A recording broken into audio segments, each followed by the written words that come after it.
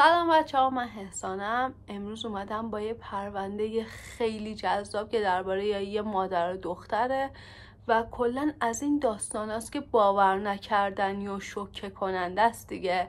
از اونایی که دوست داری هر لحظهشو گوش بدی ببینی چی میشه، به فکر فرو میبرتت و کلا خیلی خفنه.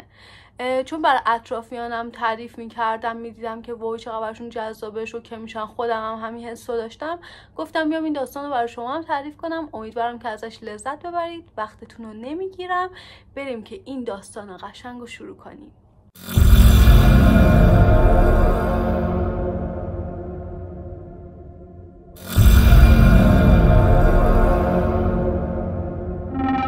داستانمون در مورد یه مادر و دختریه که توی آمریکا زندگی میکنن، در ایالت میزوری، و اینکه از این آدمان که همسایه هاشون خیلی دوستشون دارن. دیدی مامان جپسیه، یه زن دست و دلباز، از اونه که به همسایه ها کمک میکنه، خونگرمه، مثلا با همه خیلی گرم میگیره، و اینکه سر کار نمیره، خونه است، کل وقتشو داره از جیپسی دخترش مراقبت میکنه. جیپسی هم یه دختر خیلی لاغره که مریض، بیماره و همش روی ویلچره یا بهش کپسول وصله. اون سرش کلاگیس میذاره، دندونای مثلا درست حسابی نداره، یعنی یه ظاهر نرمالی نداره کلا. و اینکه هر کس از همسایه های اطرافیان میپرسه که مثلا مشکل جیپسی چیه، مامانش شروع میکنه میگه که آره بچه من نمیدونم بچه بوده سرطان خون داشته، بعد الان دیستروفی ماهیچه داره، نمیدونم نارسایی کروموزومی داره، مشکلات چشمی داره، گوشش فلانه. شروع میکنه از یه لیست از بیماری های جیپسی رو میگه. همیشه هر کس از دیدی درباره خانواده‌اش میپرسید، دیدی میگفتش که خانواده‌ام خیلی من و دخترم رو اذیت میکردن، خیلی به جیپسی مثلا آزار میرسوندن، ما از دستشون فرار کردیم. درباره شوهرش هم میگفتش که اون یه آدم الکلی و معتاده که جیپسی رو مسخره میکرده و اینکه اون الانم اصلا به ما کمک نمیکنه. خب تا اینجا ذره با جیپسی و دیدی آشنا شدیم، ولی داستان اصلی تو سال 2015 شروع میشه. تو ماه ژوئن بود که یه شب یه پیامی رو فیسبوک دیدی اومد که نوشته بود اون سلیط دیگه مرده، و مردم شروع کردن تو کامنت ها واکنش نشون دادن و اینکه آقا این چه پیامیه، مثلا شوخیه چجوری و اینا. که یه پیام دیگه اومد، من اون خوک بزرگ و سلاخی کردم، به دخترشم تجاوز کردم، و خیلی داد میزد. شروع کرد مثلا این پیامو با مسخره، با حالت مسخره نوشته بود.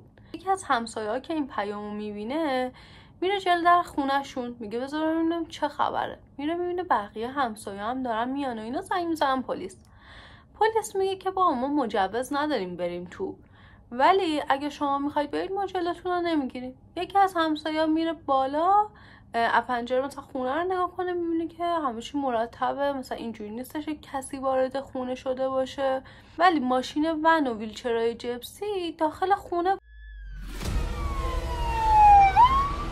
و اینجوری میشن که خیلی ناراحت میشن که الان اون بچه بدون ویلچر میخواد چه کار بکنه و مثلا این چه پیامیه. تا اینکه پلیس چند ساعت بعد مجوز میگیره و وارد خونه میشه و میبینه بله دیدی کلی چاقو خورده، رو زمین افتاده مرده، ولی خبری از جپسی نیست، انگار آب شده رفته تو زمین. فردای اون روز دختره یکی از همسایه ها که با جپسی مثلا رابطه صمیمانه‌ای داشته میره پیش پلیس، میگه که آره من یه سری چیزا میدونم که شاید بهتون کمک بکنه این اطلاعات. پلیس میگه خب مثلا چی شده و اینا. این شروع میکنه میگه که جپسی با یه پسره به صورت آنلاین تو اینترنت دوست بوده، ولی مامانش خبر نداشته. اون مثلا این داستانو به من گفته بوده. اسم پسر نیکولاس. جپسی خیلی ازش تعریف میکرد، میگفتش که مثلا نیکولاس میدونه من فلجم ولی عاشقمه، میخواد با هم ازدواج بکنه، قراره یه شب مثلا بریم سینما، بعد من به مامانم معرفیش کنم. و اینکه مثلا دختره اونجا میبینه که خب همیشه مامانه میگفته این از لحاظ ذهنی از بقیه کمتره، یعنی مثلا یه بچه که اگه 18 ساله باشه شما باید حساب کنید که این 14 سالشه، ولی میبینه که نه، خب خیلی درباره رابطه خیلی میدونه، درباره مثلا سکس میدونه، درباره پسر همه چی مثلا کامل اطلاعات داره. خیلی تعجب میکنه. بعد از حرفای این دختر پلیس شروع میکنه به تحقیقات و این چیزا و خونه نیکولاس رو پیدا میکنه. وقتی وارد خونه میشه میبینه آره اون دختر درست گفته، این نیکولاسه. نیکولاس هم خیلی زود تسلیم میشه و همه چیزو لو میده. چیزی که این وسط پلیس رو خوشحال میکنه، میبینن که جپسی اونجاست و زنده است. Gypsy in another state. She is okay. We do have another person of interest in custody. اما فردا صبح کلانتر اونجا تو مصاحبه مطبوعاتی یه جمله میگه که چیزها اونطوری که اولش به نظر میرسن نیستن. حالا چرا؟ اونا فهمیده بودن که جپسی چند روز پیش از خونه خارج شده و حتی 1 ثانیه هم از ویلچر استفاده نکرده. اصلا به کپسول اکسیژن نیاز نداره، خیلی خوب صحبت میکنه، موهاش دیگه تاس نیست، یه ذره در اومده و شروع میکنه به پلیس میگه که آره اونا همش نقش بود، مامانم منو مجبور میکرد که اونجوری باشم و اینکه من هیچ وقت فلج نبودم. وقتی اطرافیان و همسایه ها که مثلا خیلی رابطه نزدیک با اونا داشتن این اخبار رو میشنون، همینجوری انقدر شوکه شده بودن که شروع میکنن به گریه کردن.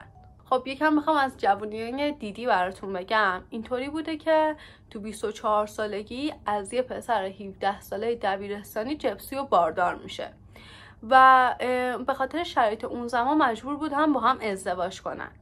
بابای جپسی که اسمش راد بوده وقتی 18 سالش میشه یهو برمیگرده میگه که آقا من اصلا چرا باید ازدواج کنم، من الان نمیخوام مثلا وارد یه زندگی بشم و اینا. اما مامان جپسی جدا میشه و اونو ترک میکنه. وقتی جپسی به دنیا میاد از 3 ماهگیش یهو دیدی شروع میکنه که آره نگاه کن این مشکل تنفسی تو خواب داره، این فلانه. بابای میگه کلا همش میگه این بچه مریضه. بعد مامانه یه مدت دستیار یه پرستار بوده و کلا خیلی اصطلاحات پزشکی و اسم داروها رو خوب بلد بوده. به خاطر اینقدر مثلا با تسلط و اعتماد به نفس حرف میزده که همه باورشون میشده که مثلا آره نگاه کن چقدر میدونه، چقدر مثلا اسم همه چی رو درست میگه، چه اصطلاحاتی استفاده میکنه. خلاصه باباه بعد از چند سال با یکی دیگه ازدواج میکنه، 2 تا بچه هم از اون داشته و تا 10 سالگی جپسی هم خیلی رابطه خانوادگی خوبی داشتن. از اینا بودن که مثلا مرتب همدیگر رو میدیدن، با هم بیرون میرفتن، با هم رابطه خوبی داشتن. حتی برخلاف حرفای دیدی بابای هر ماه یه مبلغی مثلا به اینا کمک میکرده که اینا بتونن زندگیشون رو بچرخونن. بابای جپسی میگه که من کلا خیلی در جریان اتفاقایی که داره میفته نبودم، با اینکه خیلی مطبوعات و خیریه ها و رسانه ها مثلا درباره اینا صحبت میکردن، ولی بابای اصلا تو این چند سال نفهمیده بوده. ولی میگه من زمانی تعجب کردم که زنگ زده بودم تولد 18 سالگی جپسی رو تبریک بگم. وقتی داشتم باهاش شوخی میکردم که آره مثلا تو بزرگ شدی و از این حرفا 18 ساله شده، یهو دیدی اومد رو خط و گفتش که مثلا نگو چند ساله شده، این الان فکر میکنه 14 سالشه، هنوز نمیدونه 18 ساله شده. میگه که من اون زمان تعجب کردم که گفت آره مشکل ذهنی داره، ولی من چون باهاشون زندگی نمی کردم گفتم خب حتما داره مثلا راست میگه دیگه، من که در جریان نیستم. توی این قسمت ویدیو میخوام با یه سندروم خیلی عجیب آشناتون کنم که برای خودم جالب بود. اسمش مانچوزن پروکسیه و بیشتر مامانا به این سندروم مبتلا میشن، پدرها هم درگیرش میشن ولی کمتر. این شکلیه که تو بچه سالم تو یا شوهر سالم تو فقط به خاطر همدردی و ترحم مریض نشون میدی، ولی هیچ انگیزه مادی هم نداری یا فقط میخوای به ترحم کنن. دیدی به این سندروم مبتلا بود، به خاطر این جیپسی و بچگی میبرد دکتر. یه بار میگفت این خیلی قش میکنه بهش دارو بدید، یه بار میگفت چشماش مشکل داره، دکتر 3 بار ماهیچه چشم جیپسی رو عمل کرده بود. یه بار میگفت توی قسمت شنوایی مشکل داره، دکتر لوله میکرد تو گوشش. بعد کلا یه جوری رفتار میکرد که شده بود بیمار مورد علاقه این دکترها خیلی بهشون توجه میکردن، رسیدگی میکردن، مثلا توی بخش اورژانس بستریش میکردن. کلا شده بود مورد توجه خیریه ها، رسانه ها، نمیدونم پزشکا. تا اینکه یه روز یکی از دکترها شک میکنه، میگه که بابا این بچه بدون ویلچر مثلا میتونه راه بره، سالمه.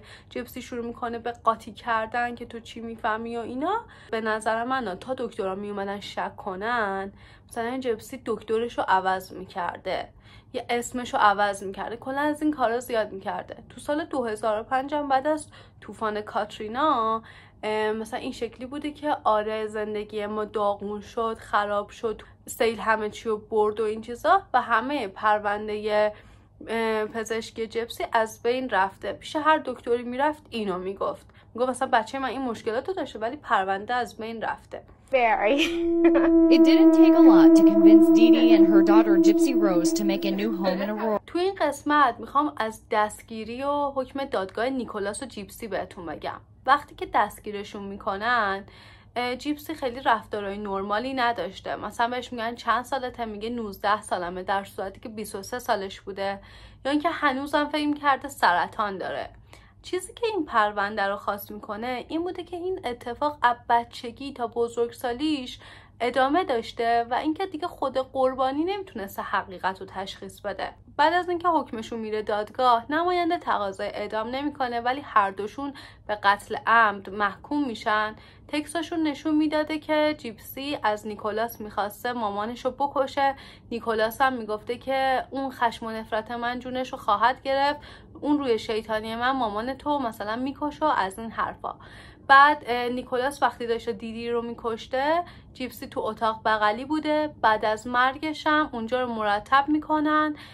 اون پولایی که بابای جیپسی میفرستاده، مامانه مثلا اونا رو پسنداز کرده بوده، اونا رو بر میدارن و میرن. حکم جیپسی این بوده که 10 سال بره زندان و قاضی بهش گفته بوده که بعد از 7 سال و نیم تو سال 2023 میتونی تقاضای بخشش کنی. ولی حکم نیکولاس حبس ابد بود، با اینکه نیکولاس اصلا آدم خشنی نبوده و اصلا پرونده خاصی نداشته تو گذشته. فقط یه بار تو مکدونالد داشته مثلا پورنو نگاه میکرده که پلیس دستگیرش میکنه، ولی در کل آدم خوبی بوده. ولی به حبس ابد محکوم میشه. توی اون دورانی که جیپسی زندان بوده 7 کیلو چاق شده بوده، پوستش خوب بوده، هیچ مریضی نداشته و اینجوری بوده که هر روز میرفته پیش تراپیست، میخواسته یه کتاب از زندگی خودش بنویسه تا به کسایی که تو شرایط خودشان کمک بکنه. خیلی ناراحت بوده، میگفته کاش که اصلا به نیکولاس نمیگفتم. میگفتش که مامانم خیلی میتونست پرستار خوبی باشه اگه من واقعا مریض بودم، ولی خب من سالم بودم و مثلا تو اون مدت خیلی اذیت شدم چون منو مجبور میکرد که دروغ بگم و الان زندان خیلی برای من خوبه چون من دوست دارم آدم راستگویی باشم نه اینکه آدم دروغگویی باشم. خودشو هیچ وقت مقصر نمیدونست و میگفتش که من خودم قربانی بودم و تنها چیزی که مردم نمیدونستن و من میدونستم این بودش که میتونم راه برم، وگرنه مامانم همیشه مجبور میکرد مثلا موهای سرمو بتراشم و دروغ بگم و اون رفتارا رو انجام بدم. اگه از داستان جیپسی و دیدی خوشتون اومده، بهتون پیشنهاد میکنم که حتما مستند مامی دد اند دیرست و فیلم د اکت رو ببینید چون درباره همین پرونده ساخته شده. و اینکه اگه دوست داشتیدم حتما پست من لایک کنید و خوشحال میشم که ازم حمایت کنید. تا ویدیوی بعدی، خدافظ.